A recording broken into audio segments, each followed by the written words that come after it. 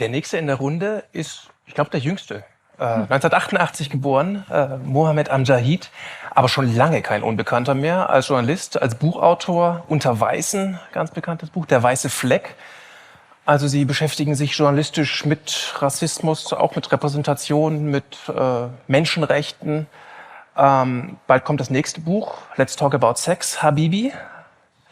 Da merkt man schon die Vielfalt Ihrer Themen. Und ich glaube, um Vielfalt ging es ja auch bei Ihrem Aufenthalt im Thomas Mann House. Ne? Was war das Thema? Genau, mir war das ein Anliegen, nochmal quasi im Epizentrum der weltweiten Unterhaltungsindustrie mir anzuschauen, wie politische Diskurse unterhaltsam verpackt werden können. Hollywood, kennen die meisten, glaube ich, wird konsumiert, auch bei uns hier in Deutschland. Und ich hatte danach, oder als das Projekt irgendwie bekannt geworden ist, ab und zu die Rückmeldung, du guckst dir an, wie Menschen, die jetzt so als Bildungsfan gelten, jetzt auch an politische Informationen kommen können, weil sie eine Serie gucken. Das war böse. Das ist böse vor allen Dingen, weil ich glaube, vor allen Dingen akademische Räume sehr große Schwierigkeiten haben, an emanzipatorische Diskurse und Kämpfe zu kommen. Also der transatlantische Dialog ist sehr weiß, ist sehr männlich dominiert, ist eigentlich von vorgestern, wenn man sich die Akteurinnen und Akteure, eigentlich müsste man nicht da gendern, aber egal, anschaut. Und deswegen ist es für mich ein Anliegen gewesen, wie man diesen alten weißen Männer, und es gibt einige, die sehr, sehr nett sind und die ich gut kenne, wie man diesen Akteuren auch emanzipatorische Diskurse schmackhaft machen kann. Und das habe ich versucht, da zu erforschen. Das heißt, Sie haben sich angeguckt, wie wird das in Los Angeles, wie wird das da in der Unterhaltungsindustrie gemacht? Das heißt, Sie sind wochenlang von Produktion zu Produktion gefahren?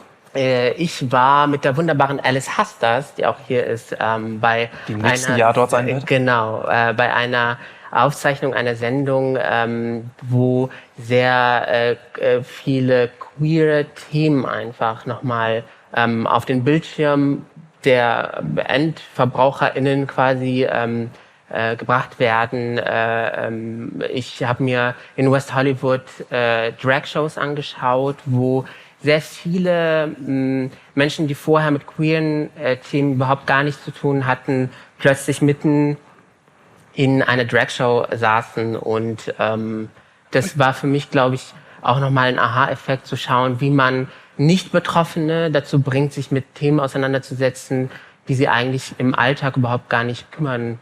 Das ist ja die Frage. Bringt das was? Verändert das gesellschaftlich etwas? Wenn Sie jetzt die Drag-Shows ansprechen, irgendwie, das ist ein gigantischer Export. RuPaul's Drag Race, werden Sie ja wahrscheinlich meinen.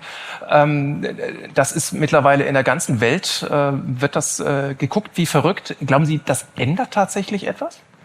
Ich glaube ja nicht, dass es monokausal Gewalt gegen queere Menschen jetzt beenden wird, aber es hat schon eine Wirkung, dass viele Menschen ins Grübeln kommen. Also wir haben ja auch in Deutschland ein Problem mit Humor allgemein.